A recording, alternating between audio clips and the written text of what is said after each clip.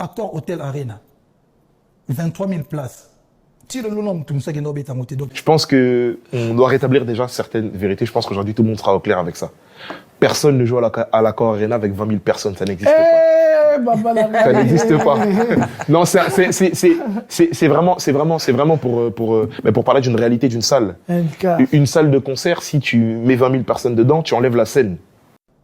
Accor Hôtel Arena, 23 000 places. 20 000 personnes dans la salle. 23 000 places. 20 000 personnes. 23 000 places. 20 000 personnes, c'est s'il n'y a pas la scène, s'il n'y a pas de lumière, etc. à l'intérieur. Ça, c'est s'il y a 20 000 personnes qui rentrent. C'est lui qui répond, pourquoi tu me regardes? C'est-à-dire que tu sais que c'est une bombe atomique. Non, je pense que les gens doivent le prendre normalement, c'est une réalité. Après, il y a Zaman Poto, les bannes Poto disent la vérité. Oui, c'est des réalités, après, c'est même pas un débat, c'est pas un débat, c'est pas pour débattre. Mais... Ok, alors NK, vous avez dit une vérité qui ne se dit pas dans le milieu congolais, même s'il s'agit de chrétiens. Vous avez une salle dont la capacité est de 20 000. Chez un Congolais normal, on ne peut pas dire la capacité que vous avez eue. Vous dites, j'ai eu une capacité de 12 à 13 000, au-delà de 15 000, et pourtant 20 000. Là, vraiment, on sent que c'est un chrétien, quoi. Oui, je pense que c'est à lui de répondre. En réalité, pour ne pas rentrer dans des débats, je dirais, moi, j'appellerais ça des débats stériles. Je pense qu'on doit rétablir déjà certaines vérités. Je pense qu'aujourd'hui, tout le monde sera au clair avec ça. Personne ne joue à l'Accor Arena avec 20 000 personnes. Ça n'existe pas. Ferme-moi.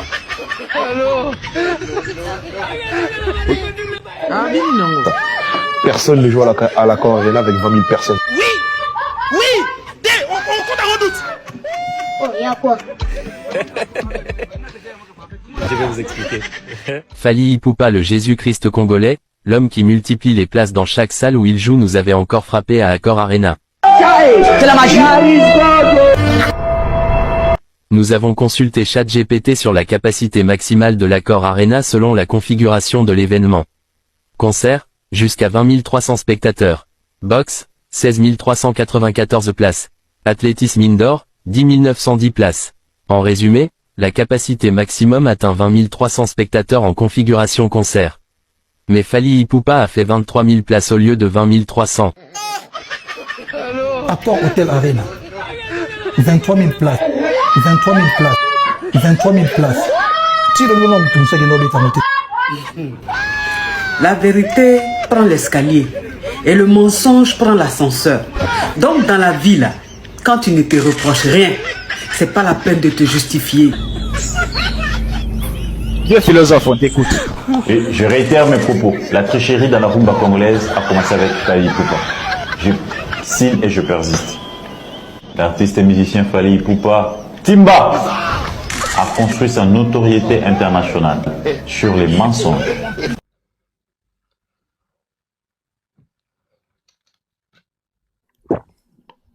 So nice.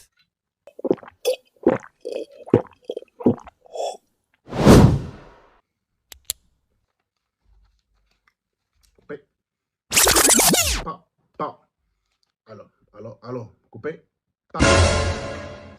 Another one. Bienvenue à la chaîne Nabino Melo TV. Melo TV est la chaîne Nabino Oyo. Et tu as la vidéo sur la buzz sur internet. En tout cas, buzz est allé. Tu as deux topics, trois topics, maintenant tu as ce soir, awa. Tu as encore une fois, faire rigoler à sa kangi internet. Donc nous sommes obligés de la faire rigoler.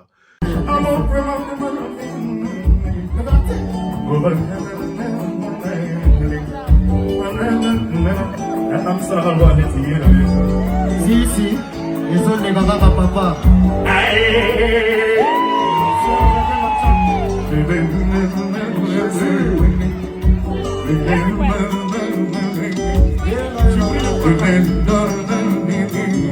Merci. Paulin Catala, je retourne.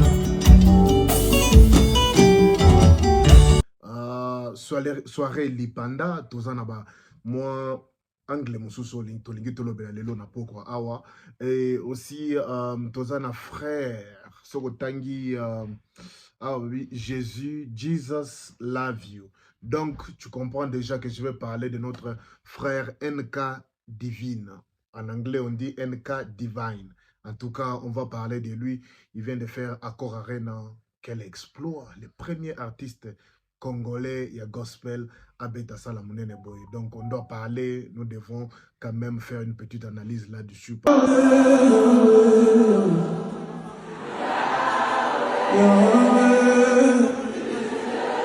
profite des moments comme ça, sans l'esprit pour se réunir, Seigneur.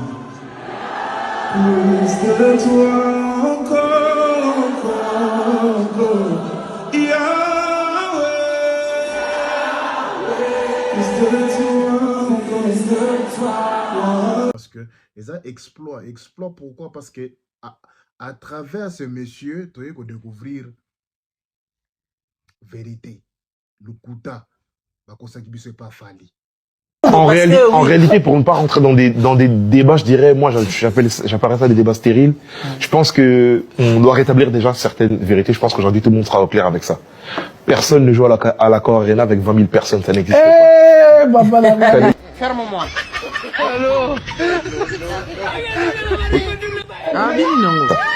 Personne ne joue à l'Accor Arena avec 20 000 personnes.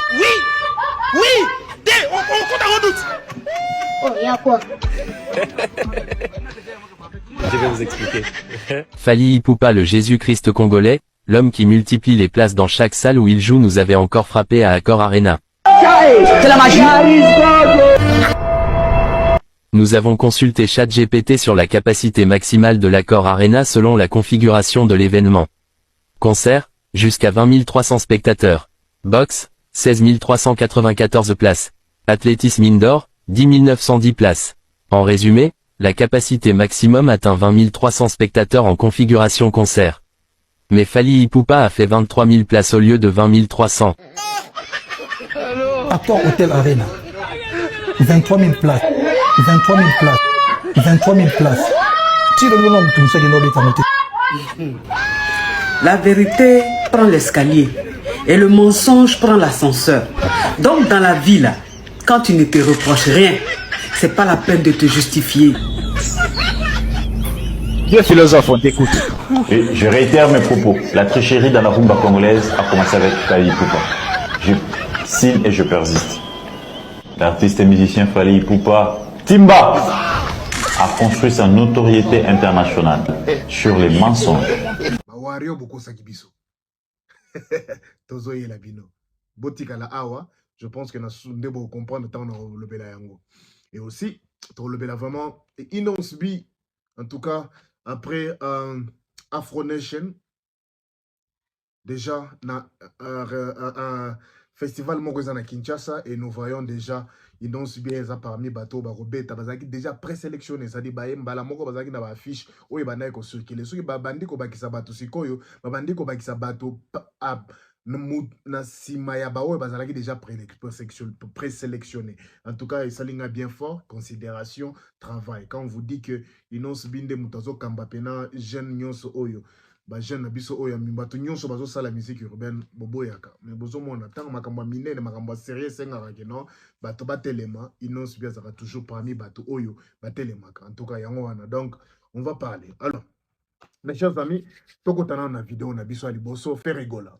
Ah, en tout cas, namoni ezo créé bagaille gauche droite bato bazo swana bato bazo fingama et comme soutenir makambo kotanga team parents ya faire rigola na makambo et pas qui sinjora oh pourquoi poster fala poster maman na ye bomoni bon manque d'éducation peut to landela ngote que sinjora eza manque d'éducation vraiment eza éducation moko raté notoire éducation moko boyanzela talaka maman mokolo boye donc eza éducation te donc trop le bela écouter donc vraiment mais ça fait buzz mais lena lobela photo oya Fally na kolingana lobela photo ya batomi bale onga na moni na kati kuna moi j'espère j'ose croire que bazo mériter pe tanabiso to lobela bango et j'aimerais bien parler de la première personne c'est Robino Mundibu. Olinga na vina na fait le goût la rame de bandapi. Journaliste na télévision na bi yemba na ba français. Yemba banzembo français. Rame de banda wana. Nabika bossa. Nga na vina biso fait le goût la tozwana ka problème ya likamba tout ni question yebi Robino Mundibu ayebi ngata kimi na plateau. Robino Mundibu a sali apparition na concert ya Ferregola parmi batu oyo Ferregola bandai ko honorer na soirée wana. Je sais que batu ebele balobeli baza concentré na ba photo ya Fally mais bazo bosana ke na kati ya concert wana Ferregola pe asali babenga nini signe ya maturité ya haut niveau omoni bana nyonso ya wenge toyebeli bango na makambo ya 12. C'est-à-dire soki binasa betio 12 okoki pe kosenga pardon tindengo kokufwa mutu akoyokela yo azate ngai na salle wana oyo bozomona ya nani ya soirée lipanda na salle wana frère betena diso na lobaki NG Arena liboso. Je m'excuse soki na lobaki bongo ezala na ninga lobaka soirée lipanda na soirée lipanda wana tomoni elongi ya Robino Mundibu apparaître comme parmi bateau ba honoraki na soirée wana. Bien sûr que tomoni pire tomoni Inonce Bi mais tomoni bana mususu tomoni bana mususu ote mais piqué mbala moko Robino Mundibu. Na éviter ceux qui vraiment ça ya solo mais ça ya solo et touchenga pourquoi je vais t'expliquer. Par rapport à makambo nyonso oyo Robino aloba sur Ferregola. Ba vie biso to bande ko lakisa bango nzela ne ba bande ko boya ko ndima nzela to lakisa bango biso baleki. Mon hiver ko comprendre na retard. Yanga bor eza ba ko matangati. Ça la sauce. Ça bon mo verso bina na TikTok bo vina biso Ferregola. Vous comprenez? To bande ko lakisa bango nzela. Mais baba nende ko boya biso mais lelo batombe na kati ya makambo biso ba non sala mo de vertical torse ni kande mundi botika la donc makambo yeko mambo ba torse. Vous comprenez? Na satanda ki teke stade wana yeko tonda bongo na pariya ki kutumbongo j'ai parié $1000 et puis ba lengango mais quand même Nzambe la kisie grandeur nae Alexis yote grandeur a fait te ala kisie. Et puis on doit beaucoup maintenant prier pour lui. Qui va m'acamboa bongo pesant la vie comme belé quoi. Hein, n'enga bêti stade de Marty bon ça li plein. À que Bercy a bêti puis ça li plein. À que pas lui disque d'or certifié na Snap, hein, Snap. A zoapé disque d'or et certifié na Snap, hein. A bêti ba Apollo, a bêti ba Cameroun, ba Mali. A bêta. A que na ba Grammy Award, hein, a que na ba et pas eu voilà ba bilo wana tout ba invité à Kende Penza si autant on sort makamwana nyonso ba banda ko boye sikoyo akoyoka pasi nini usala ka baninga oyo basala ba makambo bongo avant ye depuis vina biso Ferregola beta stade de match yo kanga na critiquer quel souffle oyo kanga na bimisa sumu noko na na critiquer kala côté na nzela vina biso Ferregola na moni pe oyanga OK. Ozomon azan eza azarte na zipe ba leçon nanga ke ba tiaka mutu pemena mukolo te ako gogole loko mo ye kuna pe mukolo musuo tcha de lika azongi so kuna yoza impoli songa kuna lelo o Ferregola to azalaka na makambo ya te non il faut na limbisa ye parce que baboye pa Fally ou bien so azala te yaza makambo wana te o tozomona lelo ezali grand frère. Je pense que non. Bon, et ça grand frère, c'est la minute oyo. Comment la photo ya Robino Mundibu ou esali apparition na concert à Ferregola parmi ba jeunes oyo bazalaki honoré na soirée wana. Je pense que c'est là qui beaucoup plus basé sur ba mérite, ba compétence ou bien ba effort oyo Robino Mundibu asa tia na musique na biso pour la génération na ye que réputation ou bien caractère na ye. C'est-à-dire, ce que tu télémili côté ya compétence naie ou bien bakambwa sali, il n'a pas eu tellement de contrats, mais il est quand même azar image ya courage. Ponga naza seul artiste congolais oyo na loba azwa ba opportunité te. Nde ba mission msuba zwana ba mboka oyo Congo penza. So na ko sala makambo na osala lelo penza zo mona na boye eza pena ba force naturelle. Hein? Robino Mundibu s'est battu. c'est battu, mais dans mon année, le problème est que Robino Mundi, il y a manque de confiance na ye moko. C'est-à-dire, c'est comme si Azana posa ya papa na vie na ye pour ou bien Azana posa ya grand frère moko boye pour ye Azana. Ce que Azana posa grand frère mais faut attendre mutu moko boye ya le kaka lobela kaka ye azetaki ngai asalaki nini mais Azana boran Azana nani. Na bravoure mibali bazaka nango mais c'est un grand bosseur moni mutu nyonso aza na ba défaut na ye mutu nyonso akosa na makamba côté faible moko boko supporter te mais côté mususu wana komona bena oyo pena côté oyo nalinga te il est fort eza côté ya travail Robino Mundibu à Kinshasa asali makambo ya asali banzembo na Kinshasa avec peu de moyens asali 40-30 millions lelo oyo c'est à féliciter. Merci beaucoup, tu as travaillé boye et moi je pense que tant bando renommer ba jeune oyo bakoki kozala valoriser na concert ya faire rigola. C'est je pense que vous allez qui basé na ba travail wana c'est-à-dire misala oyo meki batali ba effort na yazo sala binono essayons de l'encourager aussi. Mais le coup de Robino Mundibu par rapport à la sortie médiatique à Ondenga Bimi à Sengi pardon à s'excuser à lobby boy moi je pense que faire rigola na habité ceux qui mutabanda gata ko pour na ba photo il faut beta kuna faire rigola ça gata au courant ya ba photo wana je ne pense pas je pense que muto o ya banda ko pona za kana idée ko lobake non en tout cas jeune o Robino Mundibu en tout cas c'est vraiment c'est un bon tozaka ko kiko pese coup de force ba pese coup de force ba fungole makambo elingi koloba te que Robino Mundibu ba yebiso siko leka na ba télévision banda komisa faire rigola parce que apparemment olingi makambo bongo fort olingi makambo boy siko banda ko komisa personnellement j'aime bien Robino Mundibu j'aime beaucoup Robino Mundibu mais en tout cas yamo boy photo solo na ba vérité ya bien to yebisa ba vérité pour comprendre que tozana posa ya telemaza la mobali abundaye moko Robino Mundibu a sali apparition na bisika oyo vraiment to bandaki ko croire te que Robino Mundibu a occupé ko sala apparition eza ba place lokola ba concert ya faire rigola comment na bacha photo na ye et salenga motema bien fort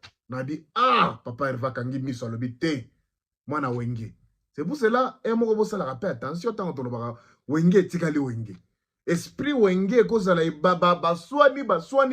baswani ata salaka une minute na orchestre wenge oza mwana wenge tikali wenge papa Hervé a posté Robino Mundibu maintenant Robino Mundibu maintenant c'est à toi maintenant de regarder le passé makambo loba sur faire rigola en tout cas na kosenga na ba mission nyonso mutu susu akozongela makambo yo ya artiste munene za na orchestre na ya komi petit artiste mususu en tout cas il faut tout ça na ba émission makasi to attaquer à fond même si azo soutenir artiste oyo biso tolingi déplique ba pesier première partie awa abeta na NG Arena asala ba émission te ko soki mukala soki mutu moko boya alika na télévision banda ko kumisa kaka faire rigola non azana orchestre azu ya tikotisa esprit te vienanga naza petit a vienanga apesinga opportunité apesinga mina opportunité beta en tout cas merci beaucoup en tout cas ndenge ba yebisinga na kozala pena na banda ko beta na ba concert na ye ba lever de rideau à tout moment comme ça la pena que non a propulser déplique azana kacha ko préparer carrière na ye na niveau mikili mokola ko tia date moko ko la surprise ndenge bato ba ko ya ko soutenir ye mais to monité na ba émission ke ndeko banda ko sala ba émission zo kaka faire l'équipe bango faire salibo te atako tu papa Herva ko linga makama boy ta ko benga petit na ngayaka côté ça esprit bloko boy ils a fond na musique nde différence za na papa Hervé na bato mosusu ako benga bino money plan wana ils a bien opesa nga lukumu mais na biso bato zo mayuma côté esprit to lobela makambo na tetika mais côté mosusu na bakolinga gloire ezo yo soko zo baté mais moi petit na yo depuis tout ça que moi aleka ata na émission pour lobelanga ngo te pourquoi azozo ngo izo ko la boy moni maka petit na yo yo aza petit afo pourquoi parce que lingi ka ko leka na télévision o boka ka ba gloire cheye o lobaka bolamu o kumbisaka ye kaka aleki bato otiki na carrière na yo otiki na musique na yo o il fallait au continuer au aider ba artiste na yo ça la soki 1 2 3 mais yo tiki makambo na yo ya orchestre okomi kaka omoni leki bango omoni eza numéro 1 botangela nga 2 bolukela okomi yo komi sko porte parole makambo boy to lingaka ngo lisusu te na musique na biso.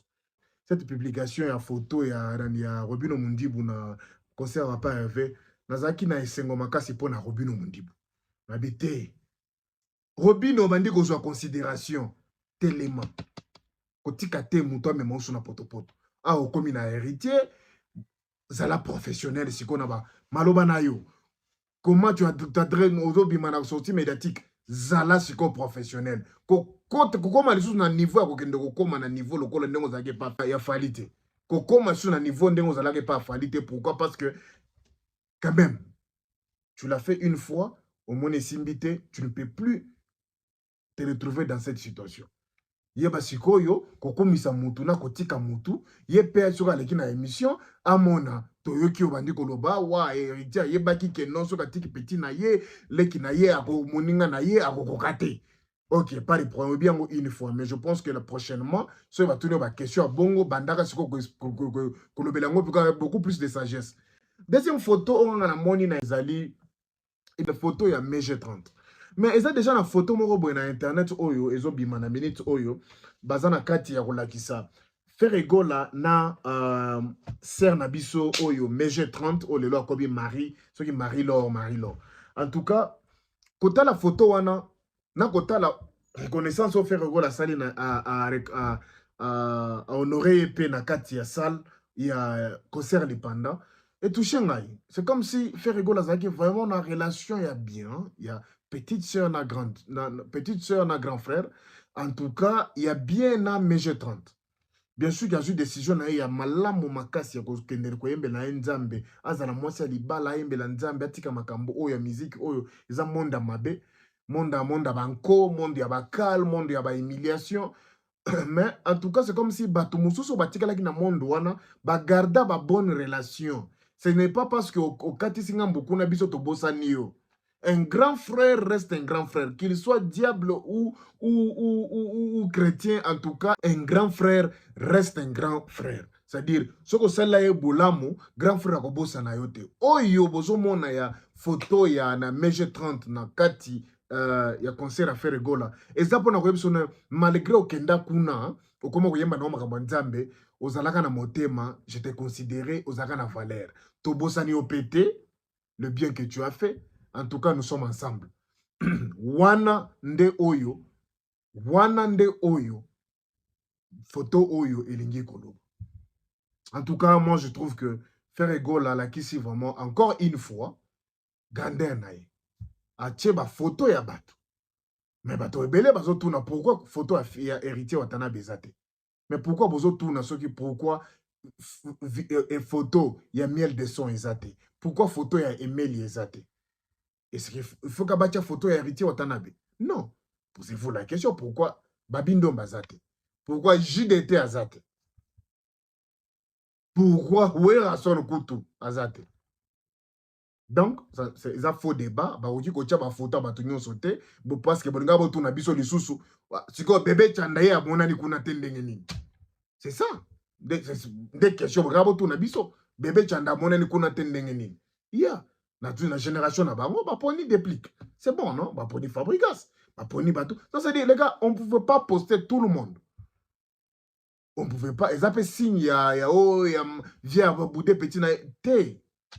Mais contrairement, il faut botter la paix discours où ils allaient na internet concernant petit frère na vient naie. Alors bilo mon sous ko influencer peut décision à moutou. Donc MG30 sœur Marie-Laure. En tout cas, vous savez, je bien la musique à Congo, surtout la culture. C'est très important à Tobo la culture. Moutarosa la musique altiki à Kekuna maintenant ndengeza makambo culture, il faut to bomba toujours ba souvenir bien. Ba oto sona kana bango na monde wana en tout cas to pembeni to kuto avancer. Et je suis très content na carrière na elelo ya koma na mutonzambe, mais ba vie na eloko la ba faire rigola ba bosani été, ba poster les choses. En tout cas ça m'a fait du bien. Moni makambo ya bolamu ya concert ya faire rigola ezake to koyana ba anglais belé ya kolobela. tokoya makambo bilamba tokoya na makambo ebele ya kolobela. Pourquoi il faut tout ça au moins au maximum 3 semaines ya news. C'est que lobby déjà bozela ngai na zoya na vidéo mususu pona tchela bino vidéo ya bien lisusu mais kaka na makambo ya concert ya nani ya rumba lipanda. Donc en tout cas tokoya na ko vidéo mususu. Pourquoi? Parce que biloko a fait rigolo et puis ça rabiso dans internet pendant 2 semaines ou attend 3 semaines et ça ka na bobimi siko au moins siko na minute ba komi ko la musaba ba biloko moko boizanga tina ote sarato la lobby ceux qui moi si afali o ceux qui ndenge nini ba bandi ko bimisango siko point nini boy étouffé de susu makambo o ndenge zala toujours bandi ko linga ba étouffé base ya concert à Papa Hervé. Mes chers amis, biso tokoya kosala ba émission bino bosala ndenge bolingi mais biso tokosala ba émission tokolobela yango. Pourquoi? Parce que vraiment il faut tolobela yango. Comment ça, hein? Comment tokotika ngo kaka boy Robino Mundibu photo na yo ezali signe ya encouragement, c'est-à-dire signe ya acceptance, c'est-à-dire Robino Mundibu photo na yo na concert ya Ferregola ezali il faut utiliser yango lokola motivation. Je suis très content en Zembo na obimisi malgré ça na guerre na Fabregas, mais en tout cas ndenge yo tenir pe na Zembo wana eza signe koloba que non tu es aussi têtu, hein? To tia kaka to kende kaka bongo ça c'est comme ça. Alors moi je suis content na parti wana ya yo. C'est bien, faut continuer. Otikate parce que mon tomo a tchelo le ate yo peut continuer, mais en tout cas signe wana ya faire gola acha image na yo na concert na ye. Il faut comprendre que ça signe motivation. Tu dois être maintenant motivé qu'à jamais. Quoi y a jamais lisusu na makambo ki petit à vie na moko boye petit à mouton un. Oza mwana wenge kotisa esprit. Carrière na ezali. En tout cas, nous sommes ensemble avec toi. Moi personnellement, dans la contre yote. Moi j'aime beaucoup ce que tu fais. Mais en tout cas, il faut moko boye tu biso to zala po to atakaka yo boye po to motiver yo. Ah, nazoya Kinshasa kokangisa ngate yo zala rabo otindi ba policier bakanga na aéroport. Ah, kotika makambwana tika makambwana. En tout cas, bon. Pourquoi na vidéo na biso parti mususu oyo to linga to lobela. Ya au moins na calmer j'ai na linga na lobela makambwa. Il y a bien vraiment frère NK Divine. Moi na ya vie na biso Joël photo. OK? Photo Joël Mbetengi, ok? Je crois que c'est photo Joël. Moi naye, je crois moi naye, tobara moi naye. A qui date dans Accord Arena. Accord Arena, ce que j'aime, c'est la pub. Ce qui s'est dit dans la pub. C'est au moins on que gloire ezali et pas ya Yesu Masi. Eza et pas ya mutute. C'est profond, ça me donne de la chair de poule. Super content d'être ici. Accord Arena vide jusqu'au 13 juillet. C'est une première pour le gospel francophone d'être dans l'Accord Arena. Pourquoi? Parce que tu sens vraiment l'humilité. L'humilité, mes chers amis. Image ya Tawazale par Marc Tabou. Abeti 15 000. Nous serons à 15 000 dans Accord Arena. Sold out. Mais vous allez vous poser maintenant la question. Sold out. Est-ce que pour na gospel? Oui. Il est le premier artiste congolais à gospel. Oh, il y a sali 15 000 à salle. Beti na sala munene. La sali sold out dans sala munene. Ce boye baka nombre à bateau qui concerne Mike Kalamba et na concerne na suka soki Zénith wana, vous allez regretter. Rideau écoutez qui li kolo et pas yeso ya sambe la tina c'est. Donc il faut comprendre déjà que ba jeune oyo bazo na niveau à mikili. Bazo na ampleur mon chose bandenge bazo ma musique na bango. Je prie Dieu que ba koya na maboko ba oyo déjà bandoki basala déjà succès na Kinshasa. Ba oto yebi déjà. Parce que bawana nde ba corrompre bango. Ba robebisa bango. Parce que ba oyo bazoya tu sens la présence de Dieu na makambo na tangazo salango. Tangazo lobela yango. Et c'est de la même façon na yoka kango tango na yoka muto lokola nani Fiston Mbui. Réveillons des saints, Seigneur. À travers ce chant, je décrète une nouvelle génération assoiffée qui se lève.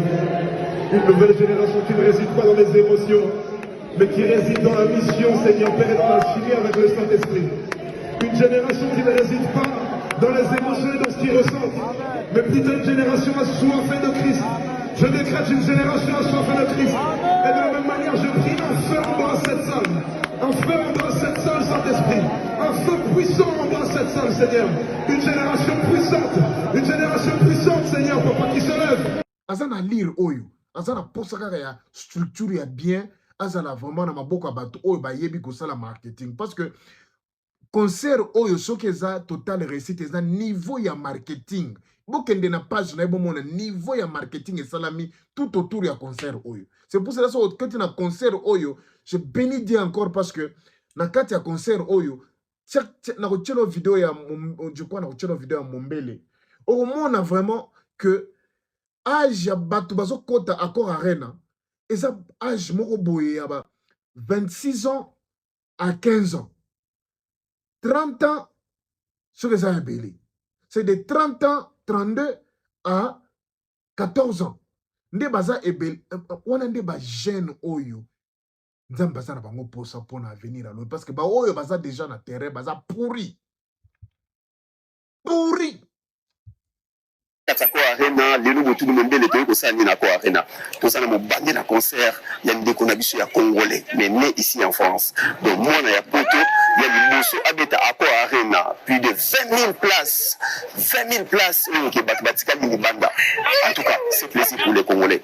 Depuis musique ya gospel et banda musique ya gospel, personne n'a de musicien chrétien ou nzambe. Botomo batika ko beta place ya 20 000 places à Zaki. Ah wana katapari. Ah wana katapari. Voilà ce que Lélo MK Divine a soumis à mon concert. 20 000 places ils ont sous-souté, même les journalistes. Parce qu'il y a une invitation, on va bien qui va monter, parce que la place est montée à côté de sous. Nous nous faisons à 18 h. Nous sommes à quoi Arena, on a rappelé Bino, ils ont 20 000 places où ils ont mis à Lélo, ils ont plein à craquer, David Angali. Mais quand on a mis sur le labo, le monde est sur le monde, quel est sur le monde, les amis. Bato baso bana déjà ko luka kokota na kata concert ko bete kokota na kata concert baptiste chrétien et ya nzambe ya liboso po abeta espace ya munene boye et ça c'est pas facile. David Angali le temps de la biso que o bomo na o ozala le baso kota ti bato ba komeka ko luka ko ka 20 000 c'est pas facile pour na ko sala 20 000 places na kati ya Paris mais na musique ya nzambe. La musique ya nzambe ezalaka mwa mobulu le moni bana baweshi baebele bana na nzambe baye tellement ebele. Alors Angali tokomeka kolakisa ndenge nini bato bazokota concert et bana na 20 h juste concert de bana mais na tant tosolola bomoni déjà ndenge bato baza na kati ya molongo bato bazoprepare ndenge nini bana na nzambe bakokumisa nzambe lelo tokopesa félicitation na papa oyo aboti ye nze na biso photo Joël Mbetenge parce que kobota mwana azala star ya monene boye na musique ya nzambe kobeta ba 20 000 places et ça vraiment facile vous mater David Angali soko ozalanga ensemble balaye na caméra totala ndenge badeko bazokota concert. C'est parti, à tout à l'heure.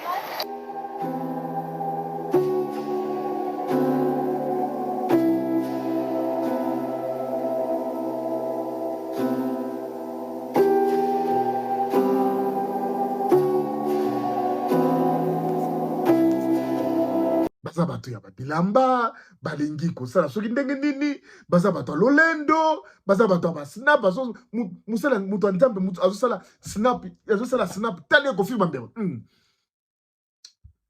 mobali mobimba tu te poses la question mais c'est quoi avec vous aussi tu sens vraiment des gens charnels mais en tout cas génération oyo toza na posa tout mona makambo parce que avec ça lorsque jeune oyo sali NK Divine nous osons croire que ba oyo baza pe na poto il faut pas comprendre que oza na posa te ya kokoma kosala makambo à la congolaise posa la succès oza na posa te ya ko soki kocha kokende kolinga kosala ba featuring na bato na Kinshasa oyo baza déjà kuna posa la soki ndenge ni non. Tu peux commencer là où tu es. Au bandi ko sala makambwa. Façon zolingo sa ilango kana ndenge na ya kipoto. Sa ilango ndenge wana. kokota te na makambo te okende kuzo ozongela ngo Kinshasa okoma soki ndenge nini bato wana juste afficher na bango bato mususu bakobaye. Je prie Dieu que bato oyo bazomona gloire oyo boyo kandenga leki pa ya ndeko na biso Marc Tabo. Tellement que Marc Tabo a sa mesana kokosa. Moutou ayebise que non, en tout cas, je jouais dans la salle, on a une configuration de 20 000, mais on a 13 000, j'ai pris une configuration de 12 000, 13 000, j'ai fait 15 000, Harabino, pour les Congolais, Koloba, na honnêteté boye, na makambo ya salle na yo configuration, et ça les makate, tu es vraiment un bon chrétien. Non, Marc Tabo. Batu, y a fait rigola, ba yebisaka yo configuration na bango. Yo oboya configuration na parce que l'inga ko sauver image a fali. C'est ça le problème. Biso to kolobaka vérité. To banga iloko mukote. Yo oboya kondima vérité oya bato ya NG Arena babandaki kopesa yo pourquoi parce que olinga ko sauver image ya fali. Abisa beta na 12 000. Yo bino na bato no memaka na podium wana bayeba lo bino no fallait à beta sala capacité monene koleka wana mais aussi ça fait biso ba congolais ermoto za congolais nous André Zandoki. Le monsieur qui vous joue à Cor Arena à 20 000 places. Soko kei na configuration soko kei na page na ya Instagram. Il n'a pas plus de 100 000. Il n'a pas. Il a, je crois, ceux qui peut-être Matisse pour Cor Arena, ils ont peut-être 70 000. Ceux qui ont Facebook, c'est-à-dire, il n'y a rien. Oyo, egokiko, kozwa gloire. Il y a configuration à Bettina à Cor Arena. C'est-à-dire, c'est quelque chose qui est divin. Kaka loko la kombo nae. Divine. Nzamba sali et grâce. Et au komona yango parce que attendez ba sali promotion ko koma na configuration bongo ça la plein bongo vraiment o ezan nzambe parce que ceux qui tokotia batu oyo bazali basala kona sala wana babeta na sala wana parce que bazana ba 11 millions de subscribers na TikTok, c'est-à-dire ndenge na komi to exemple na komi ka na nani na ngai ya Instagram na lobby bino nyonso tokutana na Accord Arena concerne nanga yozala kuna. C'est-à-dire nazana 11 millions, ça veut dire tocha kata ata moitié, ata to divisé par 5. Donc au moins 100 000 bato ba moni affiche nanga. Ce qui fait que place il y a 20 000 et ça problème de son moutazana 11 millions. De followers na Instagram. Ceux qui vraiment ba followers na Instagram. Pour na moni bozo comparer oh non botala fali pupa na Facebook asa soki na 9 millions ferego la zana combien botala na Instagram fali pupa zana combien ferego la zana combien botala na YouTube azana combien ferego la zana combien botala na TikTok azana combien ferego zana combien bobanda ko sala makambo na inonso bi pourquoi le bolobola bosala rangote po inonso bi afia poli bino na TikTok hein isika bonda ko telema fali laisser l'artiste oza qui azana ba follower ebele azana ba abonné belé na TikTok ino sa fiapoli bino atiki bino musika tala isika ino sa zali tala isika fali azali bokanga munoko kuna pu bolobaka lisusu te awa bokombo jembeli sikosi ma papa Hervé en tout cas ndenge zokende bokomona papa Hervé ko matisa ba abonné na partout il faut des tactiques ya bien ya batu nyonso bolobelaka faire to tia en place tactique ya bien to ko sala promotion ya kitoko papa Hervé ko matana ba abonné akomata na ba abonné mais ceux qui ba abonné bazalaki vraiment le pourquoi bato basalaka ba kotondisa basal en tout cas NK Divine azana place ata moko te ya kosala ata 10 000 te. Un homme avec 50 000 abonnés sur Instagram peut-il remplir un zénith d'une capacité de 6 800 places, tandis que la rappeuse Ice Spice et ses 11 millions de followers a eu du mal à faire venir du monde à son Olympia? Est-ce un bug dans la matrice de l'industrie musicale? Une anomalie, un peu comme le rappeur Lee Quay peut l'être aux États-Unis? An anomaly is something that doesn't quite fit. is something that deviates from what's normal or expected. Ou bien c'est peut-être tout simplement la grâce de Dieu, une grâce qui surabonde dans la vie de NK Divine, un artiste français d'origine congolaise dont le talent est indéniable et qui est en train de montrer au monde que oui, tout est possible, même dans un milieu aussi difficile que la musique. Mène-moi où tu veux. Oh. Qui pourrait croire qu'en France, un artiste chrétien dont le message christocentré n'est pas caché pourrait faire un sold out au Zénith de Paris et plus encore, organiser un concert à l'Accor Arena le 13 juillet 2025. Je vous dis, hein.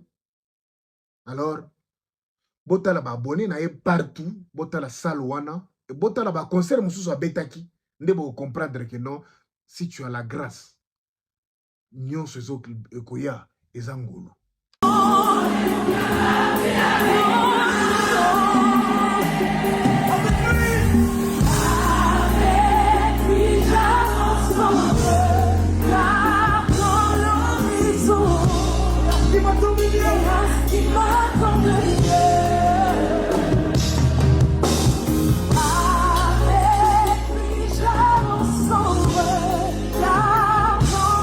Ezali vraiment ngolu ya solo.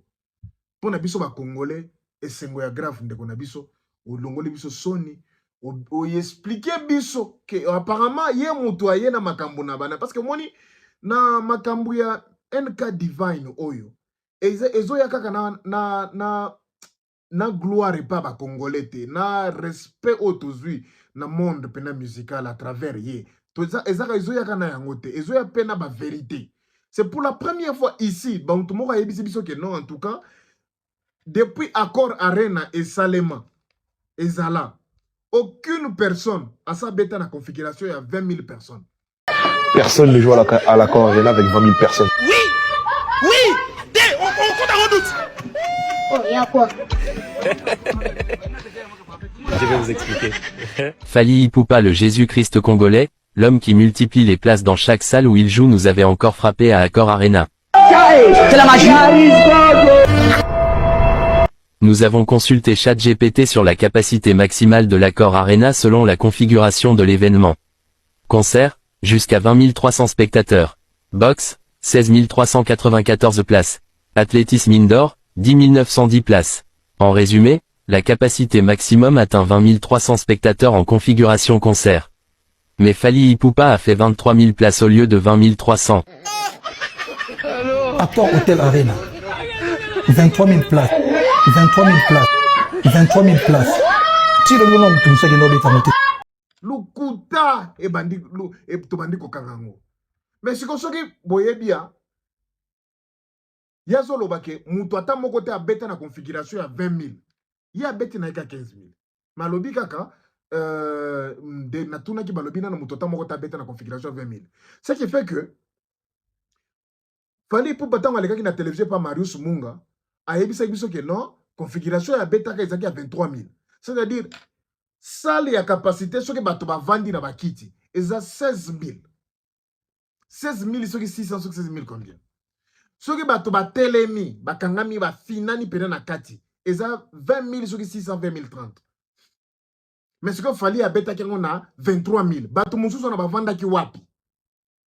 Bato mususu na ba kotela ki batelema ki wapi, na sa bakiti. Na sa bakiti nde sika bato bavanda ki bato ya Fally bavanda ki wapi 3000 mususu Fally abeta ki wana. C'est pour ça yango toujours calme vraiment comment ba chiffre ya Fally et ya kaka on dirait na habité ce qui utaka wapi ba yeli biso ka yebika omoni sal wana ezaki 23 000 na beti yango na fiapoli yango c'est-à-dire na sala ki sold out aucun artiste congolais sa sala kuna.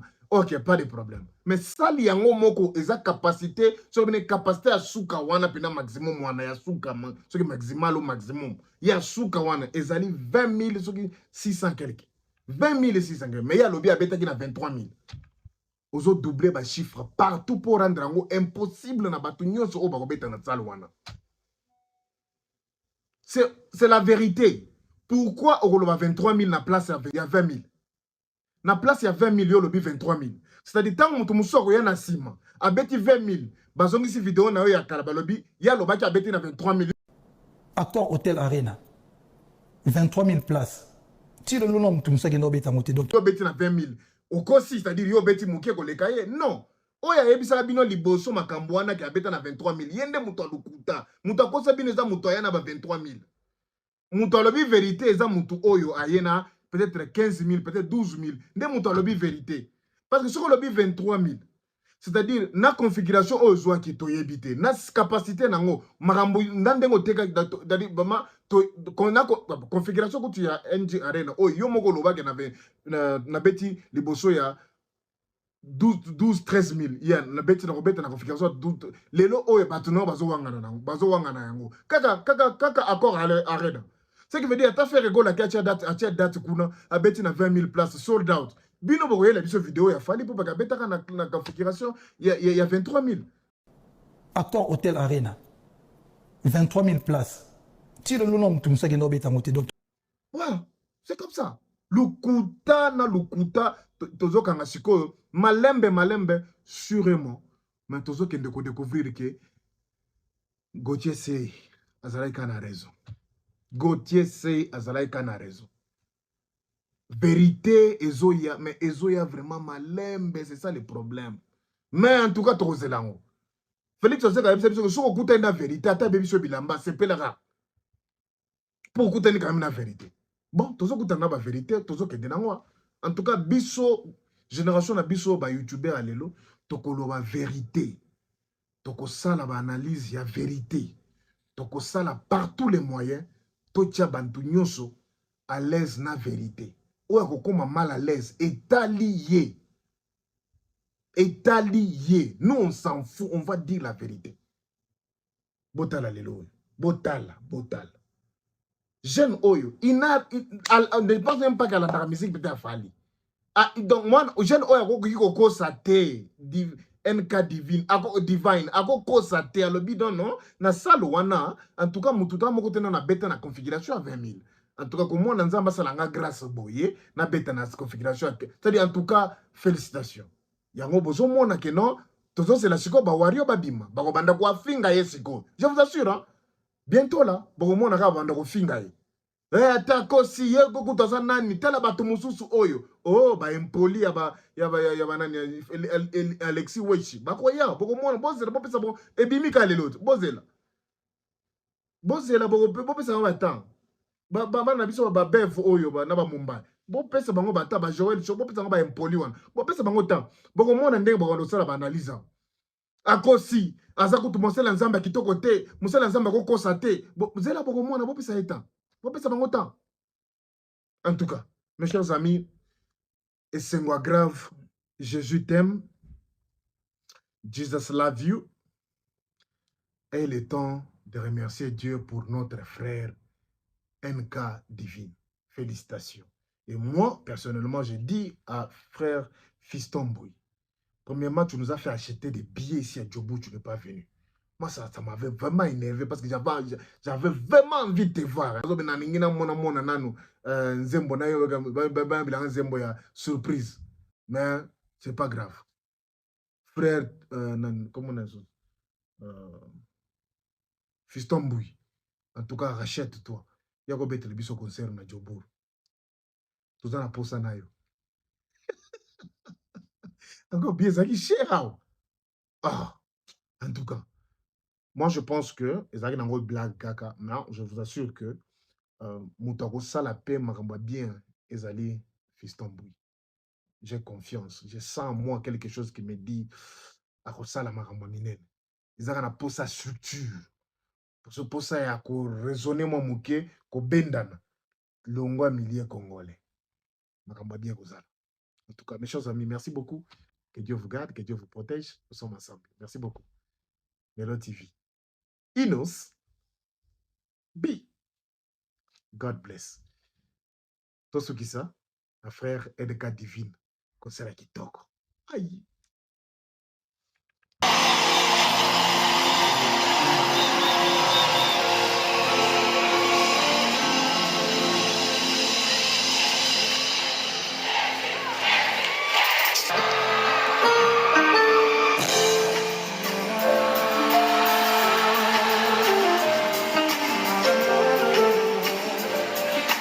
Est-ce qu'on peut chanter ensemble?